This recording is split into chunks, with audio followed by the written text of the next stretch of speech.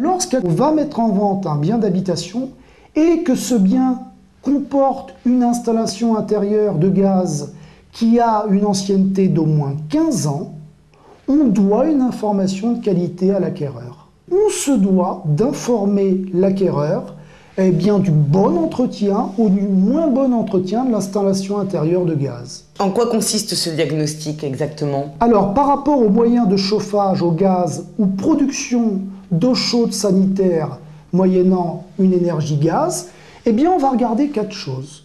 On va regarder d'abord tout ce qui concerne l'état des tuyauteries. Ensuite, tout ce qui concerne l'état des raccordements fixes du gaz par rapport aux installations intérieures. Également, tout ce qui concerne les problèmes de combustion des équipements type chaudière au gaz. Et enfin, et c'est très important, tout ce qui concerne la ventilation environnante à l'installation. Mais alors, qu'est-ce qui se passe si mes installations ne sont pas conformes? Ah, alors là aussi, le législateur a prévu une réponse. Et cette réponse, elle est, je dirais, ventilée selon le risque que le diagnostiqueur pourra avoir identifié. Je résume, vous avez le danger grave immédiat, vous avez le danger A2 et le danger A1. Donc on a 3 noms de code.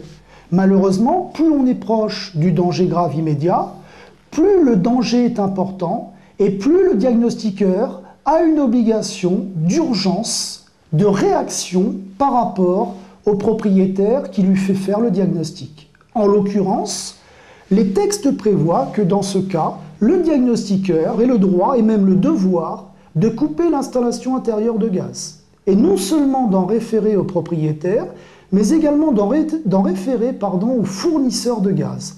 Donc il faudrait vraiment qu'il y ait un risque très grave qui pourrait porter atteinte à la sécurité physique ou à l'intégrité des occupants. Deuxième danger, c'est ce qu'on appelle un danger type A2, c'est un danger moins grave. Là, le diagnostiqueur n'aura pas l'obligation de couper l'installation. Pour autant, il devra indiquer au propriétaire la nature des travaux, d'autant plus à réaliser dans des délais relativement brefs pour faire en sorte que le risque disparaisse.